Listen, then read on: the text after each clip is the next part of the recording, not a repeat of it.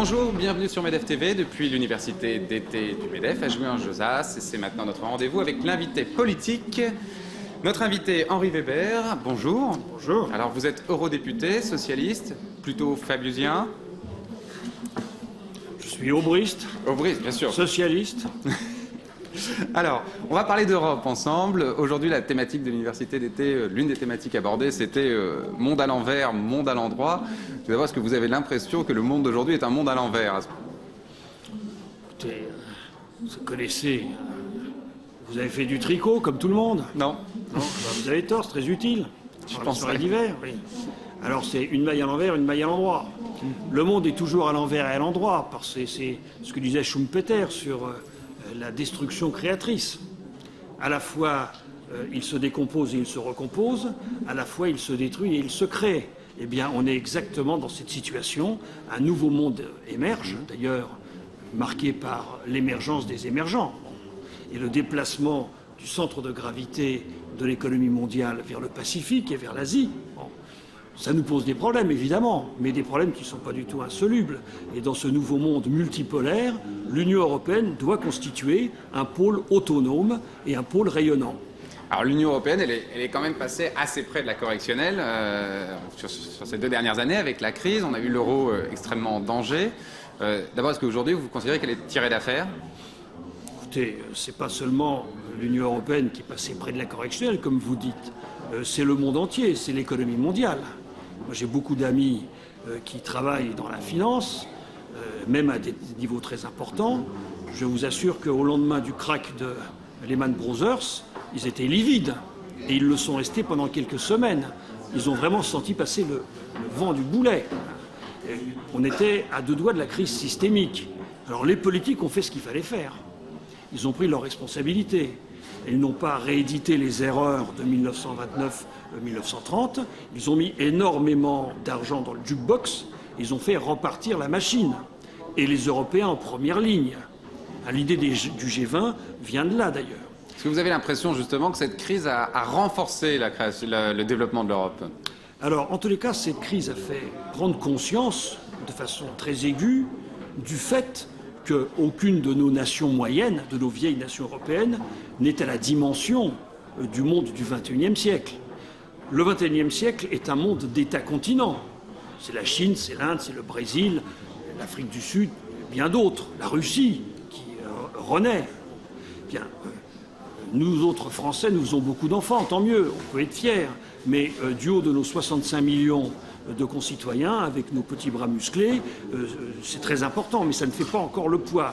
Donc tout le monde a compris que nous n'avons d'avenir à la hauteur de notre passé glorieux que si nous sommes capables de rassembler, d'unifier nos efforts au niveau de 500 millions d'Européens.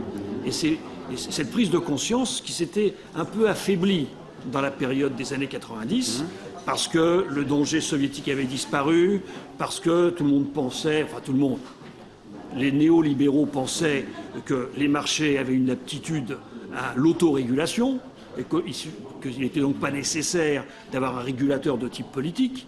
Eh bien, tout ça fait que l'idée européenne s'est affaiblie dans les années 90. Aujourd'hui, elle revient très fort. Le besoin d'Europe est redevenu impérieux. Aujourd'hui, ce qui semble aussi revenir très fort, c'est qu'on a compris qu'il ne pouvait pas continuer d'avoir une politique monétaire sans avoir une politique économique globale. Voilà. Alors, les premières réactions à la crise ont été doubles. D'abord, on s'est engagé, et on ne le sait pas assez dans le grand public, dans le parachèvement de la construction de l'union économique et monétaire. On a institué un fonds de stabilisation monétaire fort de 750 milliards d'euros. C'est considérable pour faire face aux vagues de spéculation contre tel et tel pays de l'Union européenne en situation de faiblesse passagère. Ce fonds de stabilisation monétaire a pour fonction de devenir un fonds monétaire européen pour destin. La Banque centrale européenne s'est vue assigner des fonctions qui n'étaient pas du tout les siennes initialement par les traités. La Banque centrale européenne, comme la Fed américaine, aujourd'hui achète sur le second marché, achète de la dette souveraine, achète des emprunts d'État. Elle a acheté pour 60 milliards d'euros de dettes grecques, portugaises, espagnoles. comme le font les Américains, comme le font les Chinois, et comme elle s'était interdit de le faire jusqu'à présent. Et elle va continuer à le faire autant que de besoin. Et puis, tout le monde admet désormais qu'un gouvernement économique de la zone de l'Union européenne est nécessaire. On ne discute pas du principe de cela, contrairement à ce qui se passait il y a seulement 6 mois. On discute du périmètre, on discute des fonctions précises, on discute de l'organisation des institutions, mais l'idée qu'il faut l'édifier est acquise. Et puis la deuxième grande nouveauté que je vois venir poindre, c'est le retour d'un certain volontarisme économique européen. Au niveau de la lutte pour la bataille des normes, l'Union européenne est une grande puissance normative. Nous sommes le plus grand marché de consommation du monde. Nous sommes 500 millions de consommateurs et nous avons un pouvoir de marché considérable. Et nous sommes en situation de pouvoir faire triompher nos normes sanitaires et techniques, bien sûr, mais aussi des normes environnementales, mais aussi des normes sociales, mais aussi des normes prudentielles, si nous le voulons, au niveau international. Nous avons engagé cette bataille, nous avons repris cette bataille, et puis aussi nous avons élaboré, et c'est en voie d'adoption, un plan de croissance à l'échelle continentale qui s'appelle UE 2020, c'est-à-dire Union européenne 2020, qui définit un plan de croissance continentale de 2010 à 2020 à l'échelle de l'Union européenne et qui amorce la transition vers l'économie verte décarbonée. Alors, est-ce que vous pensez tout de même, parce que à vous écouter, j'ai l'impression que vous êtes très satisfait de l'action de l'Europe actuelle et donc de notre gouvernement, qu'il y a des choses à changer? Non, je ne suis pas du tout satisfait et je suis même très inquiet, parce que ce que je vous ai dit là, c'est une dimension de la vérité, de ce qui se passe. Mais il y a... positif? Oui, c'est le scénario rose. C'est le scénario souhaitable. Je ne dis pas que c'est le plus probable. Il y a aussi un scénario noir.